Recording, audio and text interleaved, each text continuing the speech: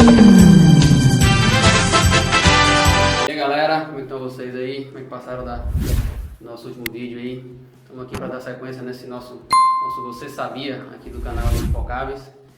E hoje eu vou trazer um tema que é de muita importância para nós brasileiros que gostamos de futebol, que é a quebra do jejum, né? De 24 anos sem título de Copa do Mundo, dessa galerinha aqui, ó, da seleção de 94, que conquistou a Copa do Mundo, né, nos Estados Unidos, trouxe o tetracampeonato pra gente, depois de 24 longos anos, né? O Brasil já na elite do futebol mundial, e ficou muito tempo sem ganhar a Copa do Mundo e tendo seleções muito boas, né?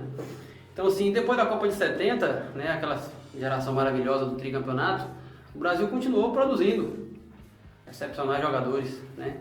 E fomos para a Copa de 74 com uma geração muito boa também, né? Alguns que continuavam da Copa de 70. E o Brasil começou a campanha não muito bem, empatando alguns jogos, conseguiu uma vitória contra o Zaire na última partida da fase de classificação e conseguiu se classificar para a segunda fase e foi jogando e teve que encarar nada mais nada menos que o carrossel holandês, né? A Holanda de Cruyff, e acabou sendo derrotada, né? No jogo na cidade de Borussia. O Brasil perdeu por 2-0, foi eliminado na semifinal, jogou a disputa de terceiro lugar contra a Polônia, perdeu e ficou em quarto lugar na Copa de 74.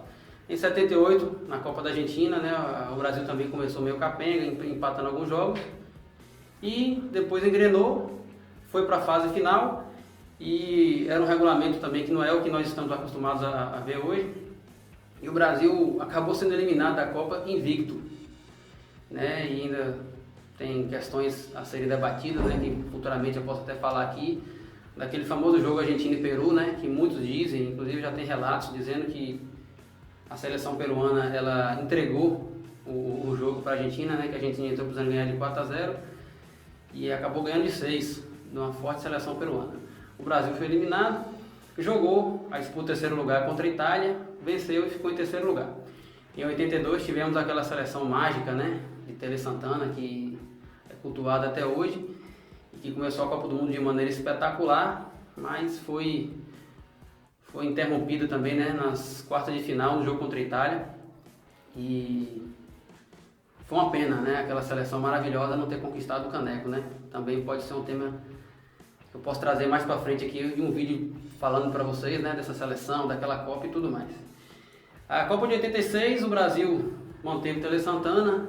Tele Santana acho que ainda tentando levar muitos jogadores da Copa de 82 para a Copa de 86. O Brasil começou bem a Copa do Mundo e foi eliminada nas quartas de finais para a França, perdendo o jogo nos pênaltis, né, que ficou muito marcado pelo pênalti perdido com o Zico, que era o principal craque daquela geração, foi para a Copa do Mundo machucado, e durante o jogo teve um pênalti para o Brasil, e até então o batedor seria Sócrates, né, mas acabaram deixando o Zico bater, ele perdeu, a disputa foi para os pênaltis, Zico bateu o pênalti novamente, fez, mas na disputa, né, o próprio Sócrates veio a perder e o Brasil foi eliminado.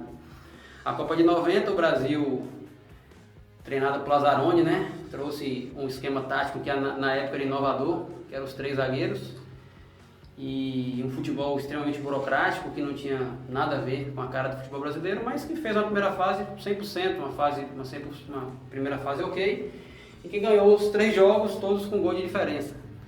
E aí topamos de frente nas oitavas de final com a Argentina de Maradona e Caniggia, que é aquele famoso jogo da água batizada, que deram para branco e tudo mais. A Argentina ganhou de 1-0 e o Brasil foi eliminado nas oitavas de final. E aí então, já tinham se passado muito tempo, muitas Copas do Mundo, né, que o Brasil não se sagrava campeão. E o futebol brasileiro na década de 90 vivia uma safra muito boa de jogadores, né? O que pegava mesmo um pouco mais era a questão de treinador. Pós-Copa de 90, Lazzaroni ficou extremamente queimado, né, a imagem dele. Falcão na época tinha encerrado a carreira dele, tinha pouco tempo, e acabou assumindo a seleção brasileira, não ficou muito tempo, e trouxeram o Parreira para treinar a seleção, né? O material humano dele era muito bom, né? E quem ele convocasse, estaria bem convocado, né? E os jogadores que ficavam de fora das convocações também, se fossem convocados, dariam conta. Mas o imbróglio maior daquela seleção era Romário, até então o maior craque brasileiro da época, juntamente com o Bebeto, mas ele tinha problemas com Parreira na época, de não aceitar certas condições, e o Brasil jogou as eliminatórias praticamente sem Romário. E as eliminatórias na época não eram como a gente vê hoje, né? Jogos lá e cá. E o Brasil nunca tinha perdido os jogos eliminatórios e perdeu para a Bolívia, né? Lá na altitude de La Paz. E com uma campanha muito mediana, e a população, né, imprensa pedindo Romário para ser convocado. Romário jogando fino da bola no Barcelona, e ele acabou sendo chamado para literalmente apagar incêndio. Na última partida que o Brasil precisava ganhar para classificar para a Copa contra o Uruguai no Maracanã, Romário foi convocado com a pressão em cima dele, e que geralmente essa pressão ele chamava no peito e se saía muito bem. O Maracanã lotado, mais de 100 mil pessoas, o Brasil todo parado para ver esse jogo. Se eu não me engano foi um domingo à noite.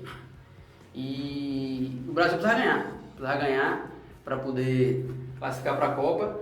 E Romário fez uma partida espetacular, onde o próprio já disse que foi a melhor partida da carreira dele. Romário jogou muito bem, né? Tanto ele quanto o Bebeto. Era uma seleção muito forte, muito coesa. E Romário voou nessa partida. O Brasil ganhou de 2-0, né? Com os 2 gols de Romário, né? Ambos no segundo tempo. Um com o cruzamento de Bebeto, que ele subiu com aquela parada no ar dele, que ele cabeceava como ninguém.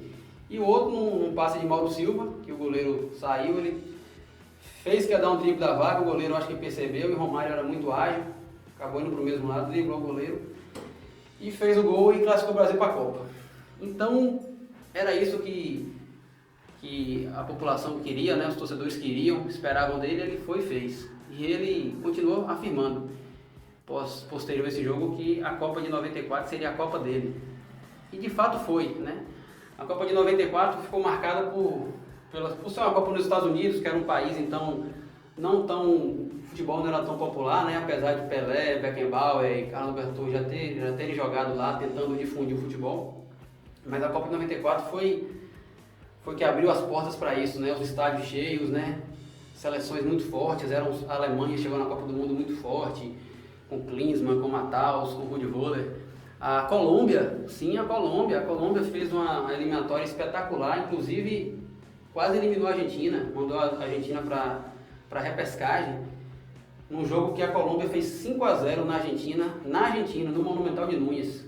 Um jogo que Rincón, Asprilla, Valderrama, era uma geração muito boa da Colômbia, chegaram na Copa do Mundo, né, como possíveis favoritos. E a Itália, né, sempre a Itália, sempre forte, tradicional. E o Brasil chegou nessa Copa do Mundo, não tão favorito como deveria ser, como o peso da camisa pede, né, mas chegou muito, muito forte também, né, e na estreia contra a Rússia fez um jogo muito bom, onde venceu por 2-0, né, com o gol de Romário, uma cobrança de escanteio de Bebeto e um pênalti cobrado por Raí, né, uma jogada de Romário que sofreu o pênalti, né. Antes de dar sequência sobre a Copa do Mundo, só relembrando que essa seleção que está aqui foi a seleção da final, que no início da Copa a zaga mesmo seria Aldair e Ricardo Rocha.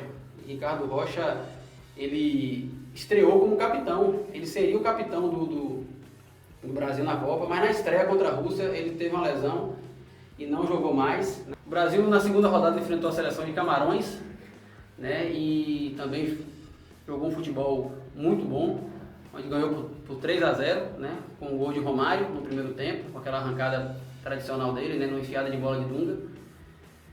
No segundo tempo, Bebeto fez 2-0, e já mais para a parte final do jogo, o Brasil fez 3-0 com o Márcio Santos, né. Foi um jogo extremamente violento, a seleção de Camarões bateu muito na seleção brasileira. O Brasil nesse jogo praticamente garantiu a sua vaga para as oitavas, né. Fez o jogo da terceira rodada contra a Suécia, que foi um jogo mais ou menos de compadre, e foi um empate de 1-1. A Suécia fez 1-0 com o gol de Kenneth Anderson, E o Brasil empatou com aquele biquinho, aquela trivela de Romário, que ele carregou da meia esquerda. Na entrada da área me deu um tapa de 3 dedos que o goleiro da Suécia, Ravelli, não pôde fazer nada, coitado.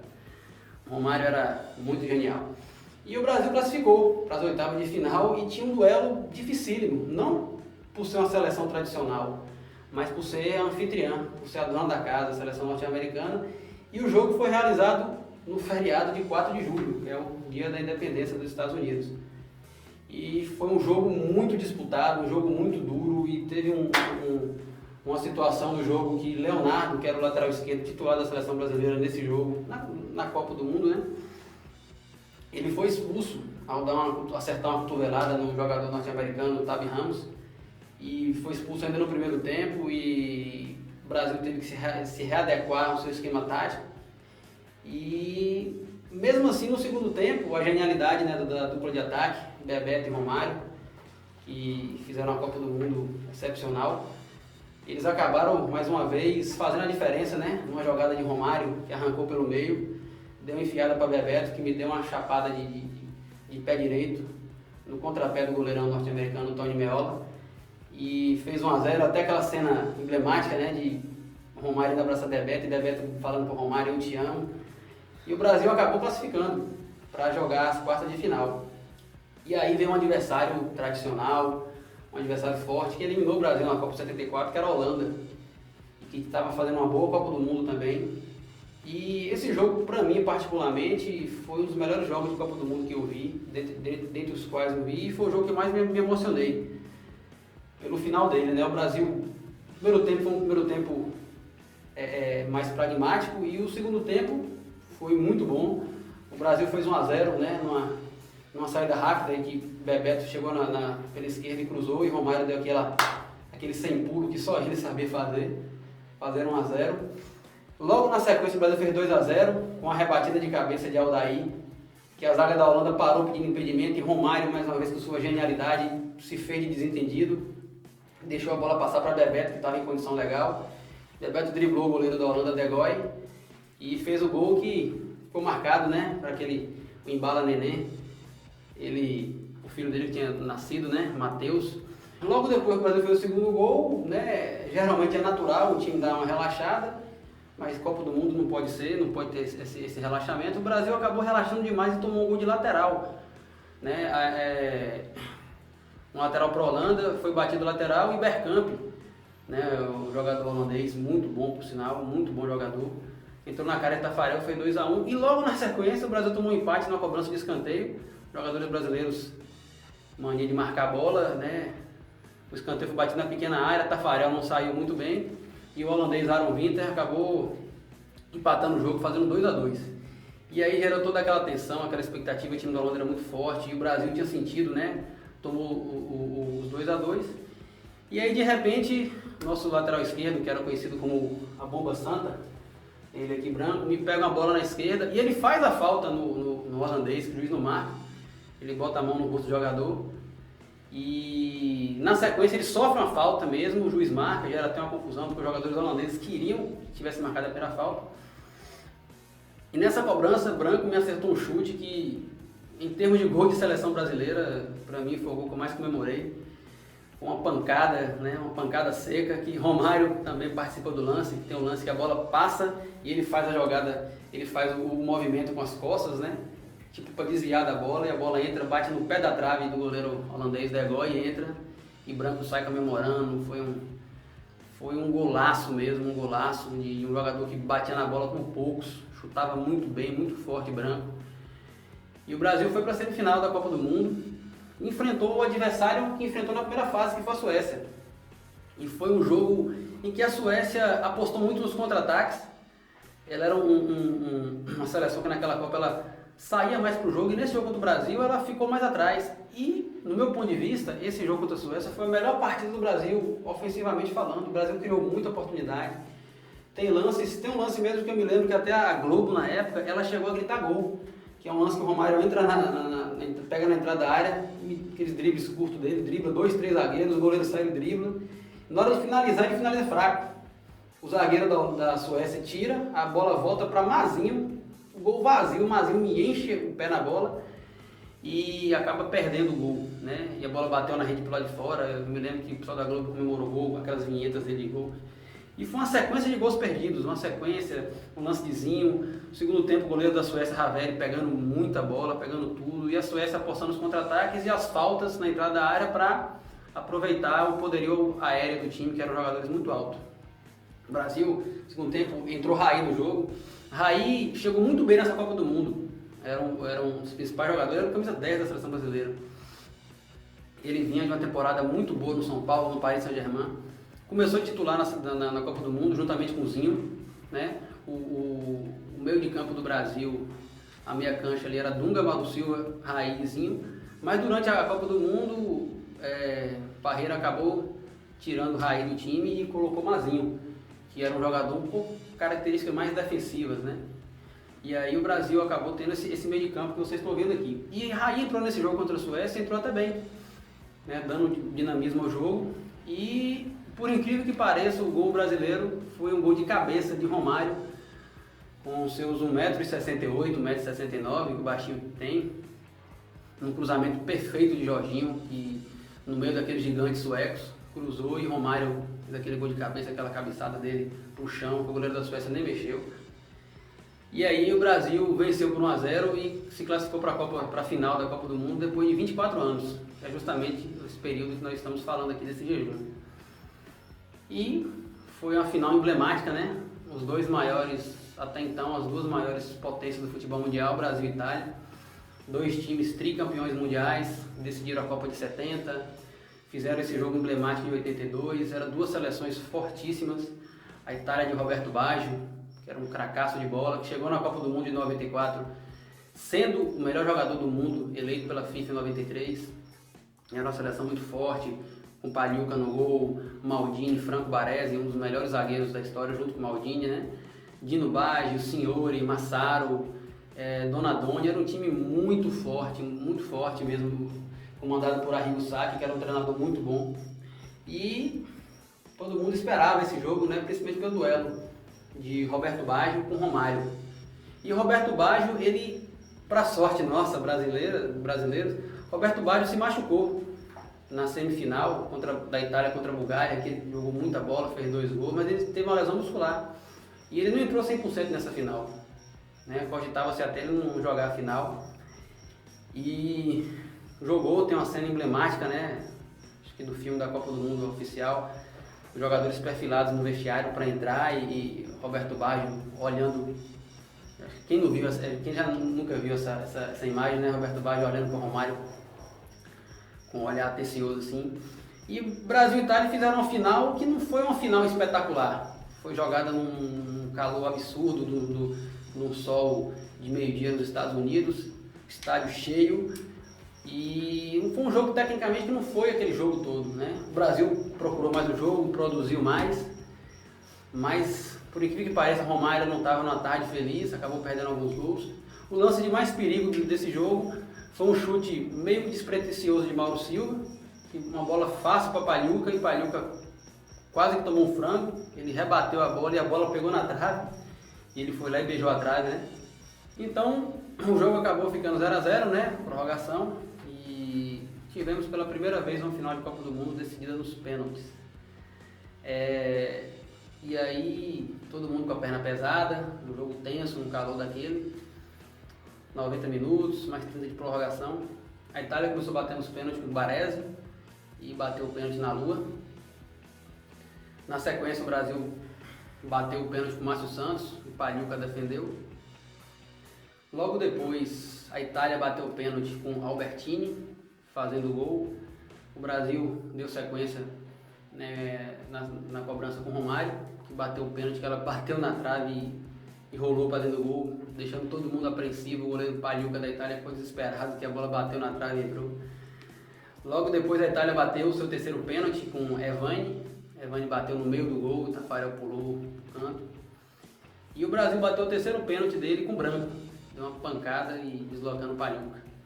E aí vem o pênalti que foi o divisor de águas, que foi Daniele Massaro, atacante da Itália, que bateu o pênalti e Tafarel pegou. Quando ele pegou esse pênalti aí, bastava o Brasil fazer o gol para ficar na frente, na na disputa. E aí Dunga foi o 4º batedor de pênalti pela seleção brasileira, bateu e fez. As quintas cobranças seriam feitas por Roberto Baggio pela Itália e Bebeto pelo Brasil. Se Baggio fizesse, Bebeto podia decidir e o Brasil ser campeão do mundo. Mas nem precisou. Roberto Baggio bateu um pênalti na lua, né? Não ao estilo dele, que era um craque de bola. E a gente pôde ouvir, né, aquele grito famoso de Galvão Bueno, gritando é tetra. E o Brasil conseguiu ser campeão do mundo, né, depois de 24 anos. E foi uma Copa do Mundo que marcou toda uma geração, tanta geração que ficou muito tempo sem ver a Copa do Mundo, uma geração de crianças, adolescentes que, né, no meu caso, por exemplo, estava começando a acompanhar futebol e ver aquele título mundial foi muito importante, né? E para o Brasil também, que na época, naquele ano, tinha perdido um dos seus maiores ídolos, que era Ayrton Senna, e os jogadores fizeram homenagem para ele e, felizmente, o Brasil conseguiu esse título de tetracampeão mundial, né? Retomando para si a hegemonia que estava entre ele, a Itália e a Alemanha, que até então eram tricampeões mundiais, né? O Brasil, time base dessa final, é o que vocês estão vendo aqui, Tafarel, Jorginho, que se machucou na final, durante a final, Cafu entrou, Aldair, Márcio Santos e Branco, que virou titular no meio da Copa do Mundo devido à expulsão de Leonardo e ele acabou sendo suspenso da Copa do Mundo pela agressão. Dunga, Mauro Silva na frente de zaga, Zinho no meio de campo, com Mazinho, Bebeto e Romário, né? E o Brasil ainda tinha os seus goleiros reservas Gilmar, Rinaldi e Zete, né?